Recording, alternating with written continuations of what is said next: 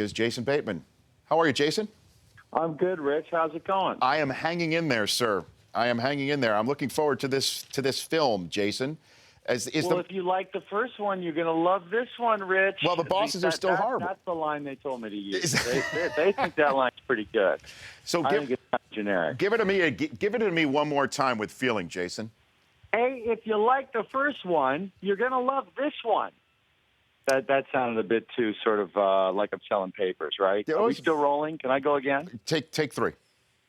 Let me tell you something. If you like the first one, you're going to love this one. That one's almost too sedate. Yes. Guys, let me call you back. In a world where bosses are horrible. The truth is that Sudeikis and Day and I are three of the biggest cynics you'll ever meet. And when we got the call to do a second one, we immediately called each other. And we said, oh, let's please not be a part of one of these typical comedy sequels that just sucks. 'Cause for the most part, they all do.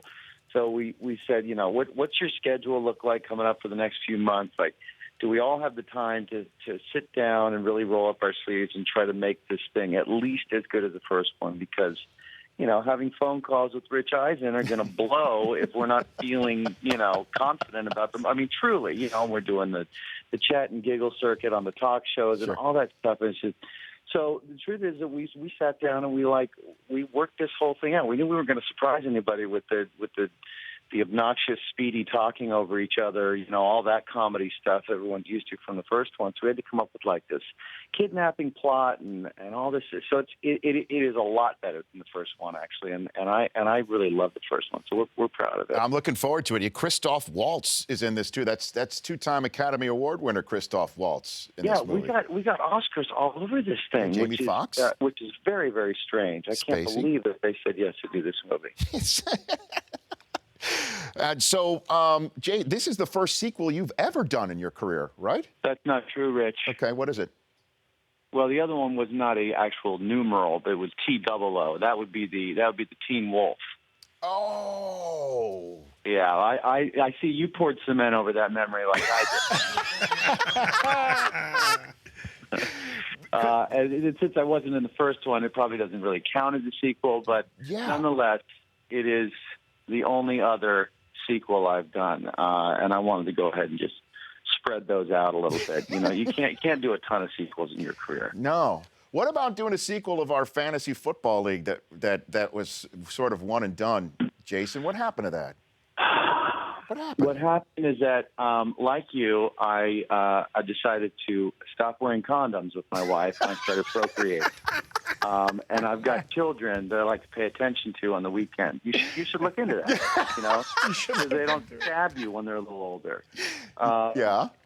No, I'm doing a pick'em league now. Okay. Now but in baseball, I'm still a complete dork in baseball. I'm a commissioner in my fantasy league. It's a nightmare, and I will be stabbed by my children just based on my schedule in the spring and the summer. But in the winter, I just go to the Pick'em League, which, by the way, I am in third place in. I'm very, very proud. Who else are you in this Pick'em League with? Who else you got?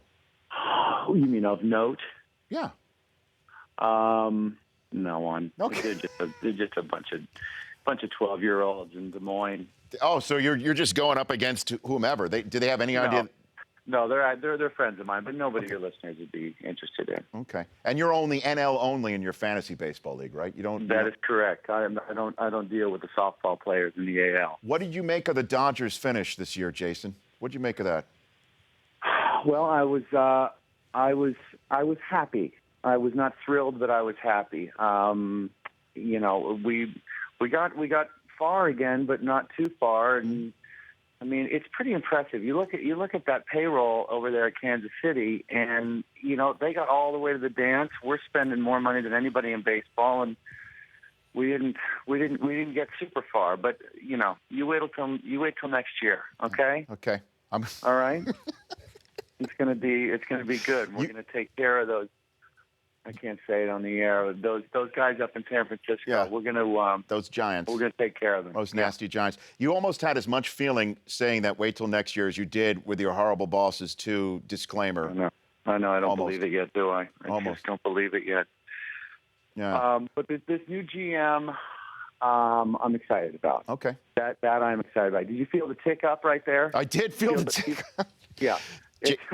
I am feeling good about that. I'm reading articles on this guy. Okay. He's enthusiastic. Okay. Well, you go on with your bad self then, Jason. Jason Bateman of Horrible Bosses 2 joining me here. Bad Words is an outstanding film, Jason Bateman, of which you should be extremely proud. Thank you. Where did that come from? Where did that idea come from? What was that concept about? The very boring. Basically, I got the script sent to me from my agent. Okay. I said, "Look, I really want to direct a movie. If you think if the industry will give me some money to go direct a movie, then start sending me some scripts that are candidates." Mm-hmm. So he sent me 3. This was one of them, and I worked on it a long time, and we found a time to do it, and I did it, and I'm really glad people like yourself dig it, because I know your sense of humor, and you're a dark, broken man like myself. Yes, I am. And I am. And this type of stuff really resonates. Yeah, I'm a dark, broke man who loves to spend an absurd amount of time in the Sportsman's Lodge here in Los Angeles, California, Jason. They just redid it. Is it now new and improved? It's looking pretty tight. It's a 1.5 seasons? Yeah. Is that what it is now? Yeah, boy, that's got a lot of character, that place. It does. It's good, though. It's clean, and it's affordable. Do you have any update on Arrested Development before I let you go, Jason? There's no update. I know nothing. They don't Okay. tell me anything. Okay. I know of no plans to do anything No, more, it's a and bummer. maybe that's all for the best. I don't know. It's too good, and you're great in it.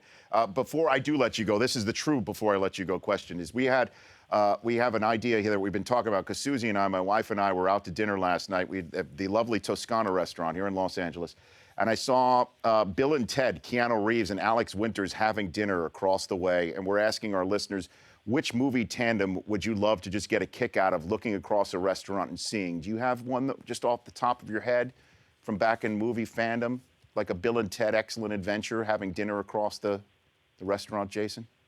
Well, I'd love to see Turner and Hooch over in Toscana. Tom Hanks and a dog.